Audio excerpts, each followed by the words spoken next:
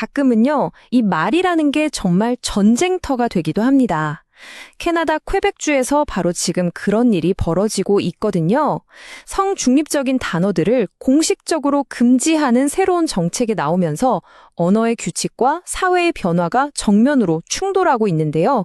오늘 이 뜨거운 이슈 자세히 한번 들여다보겠습니다.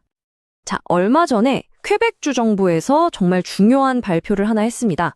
앞으로 정부의 공식적인 문서나 소통에서는 특정 단어들을 쓰지 마라. 이렇게 딱 못을 박은 건데요. 그게 바로 성중립적 표현들입니다. 그럼 도대체 정부가 금지하겠다고 나선 새로운 언어 규정이 정확히 뭘까요? 첫 번째 섹션에서 구체적으로 한번 살펴보죠. 어떤 단어들이 문제의 중심에 서게 된 걸까요? 이번 정책이 딱 겨냥하고 있는 게 바로 이 포용적 글쓰기라는 건데요. 이게 뭐냐면 기존 언어가 너무 남성 위주이거나 아니면 남자 아니면 여자 이런 이분법에만 갇혀 있다는 생각에서 시작된 거예요. 말하자면 모든 성 정체성을 다 아우르려는 시도라고 볼 수 있죠. 구체적으로 한번 볼까요? 예를 들어 EL이라는 단어가 있어요. 이게 남성 대명사 EL과 여성 대명사 에를 합친 새로운 대명사인데 이런 게 금지되는 겁니다.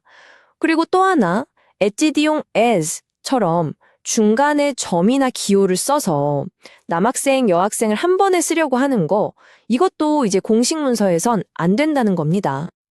아니, 근데 정부는 왜 이렇게까지 하는 걸까요? 이런 논란이 있을 걸 뻔히 알면서 말이죠.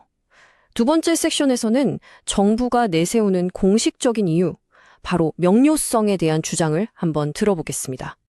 정부의 핵심 주장은 딱 하나예요. 혼란을 막겠다는 겁니다. 장 프랑수아 로베르주 장관이 직접 이렇게 말했어요.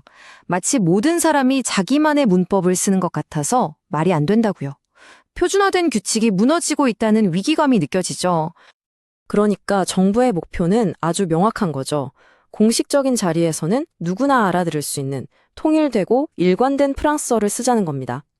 특히 문법적으로 중대한 문제를 일으킬 수 있는 새로운 시도들을 막고 언어관리기관인 퀘벡 프랑스어 사무국의 권고를 따르겠다는 입장입니다. 물론 정부도 할 말은 있습니다. 이게 절대 특정 사람들을 배제하려는 게 아니라는 거죠. 장관은 누구도 배제하고 싶지 않다면서 이건 사람에 대한 게 아니라 순전히 언어의 구조 문제일 뿐이라고 선을 그었는데요. 과연 모두가 그렇게 생각할까요? 네, 정부의 해명에도 불구하고 비판의 목소리가 정말 만만치 않습니다. 세 번째 섹션에서는 이 정책이 사실상 너희는 우리 사회에 속하지 않아 라는 일종의 배제의 메시지를 보내고 있다고 주장하는 쪽의 반론을 살펴보겠습니다. 바로 이 지점에서 정부의 의도와 비판가들의 해석이 정면으로 부딪힙니다. 인권운동가들은 의도가 뭐였던 간에 결국 IL 같은 단어를 쓰는 사람들은 틀렸다, 인정할 수 없다는 메시지를 주는 거고 공적인 공간에서 그들의 존재 자체를 지워버리는 효과를 낳는다는 거예요.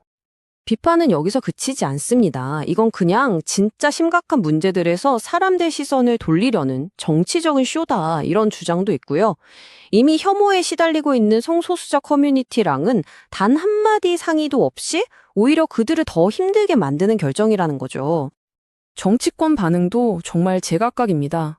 완전히 둘로 갈렸어요. 한쪽에선 정부가 일부러 문제를 만들고 있다고 비난하고 다른 쪽에선 아니, 포용적 언어가 딱히 유용하지 않다고 말하는 건 정부의 권리다 라면서 환영하고 있습니다. 정말 뜨거운 감자죠. 자, 이 논쟁을 제대로 이해하려면요. 우리가 잠시 프랑스어 문법 얘기를 좀 해야 합니다. 왜 유독 프랑스어에서 이 문제가 이렇게 복잡하고 뜨거운 이슈가 되는지 그 이유를 한번 파헤쳐 보겠습니다. 이 표를 보시면 문제가 아주 명확하게 보입니다. 예를 들어 학생들이라는 단어도 남학생들은 에츄리용, 여학생들은 에츄리언트로 단어 자체가 달라요. 금지된 형태는 점을 찍어서 둘 다 나타내려 했지만 정부는 괄호 형태만 허용했죠. 근데 진짜 큰 문제는 대명사 EL이에요. 그도 아니고 그녀도 아닌 사람들을 위한 단어인데 여기에 맞춰서 형용사나 동사를 어떻게 바꿔야 하는지에 대한 규칙이 아직 없는 거예요. 이게 바로 딜레마의 핵심이죠. 이건 사실 정보도 뾰족한 답이 없는 문제입니다. 정부 스스로도 이런 세 단어들은 문법이랑 도저히 안 맞는다고 인정할 정도니까요. 심지어 정부가 대안으로 내놓은 괄호 쓰는 방식조차도 이건 여성을 뭔가 덜 중요한 존재로 만드는 거 아니냐는 비판을 받고 있습니다. 자, 이렇게 문법적으로도 사회적으로도 논란이 정말 많은데요. 이 정책은 앞으로 어떻게 시행되는 걸까요? 마지막으로 앞으로의 계획과 남겨진 과제들을 한번 짚어보겠습니다. 정책은 크게 두 단계로 진행됩니다. 먼저 정부 부처와 지방자치단체에 바로 적용이 되고요. 그리고 다음 단계로는 학교나 대학, 병원 같은 곳까지 확대될 예정이라고 합니다. 그런데 여기서 아주 중요한 예외가 하나 있습니다. 이걸 꼭 기억하셔야 해요. 이 정책은 어디까지나 공식적인 언어 사용에 대한 거지 개인의 신분 증명 자체를 바꾸는 건 아니거든요. 그래서 논바이너리인 분들은 운전면허증 같은 문서에 성별을 X로 계속 표시할 수 있습니다. 결국 퀘벡의 이 언어 전쟁은 우리 모두에게 아주 근본적인 질문 하나를 던지고 있습니다. 언어의 진화, 그 방향키는 과연 누가 쥐고 있는 걸까요?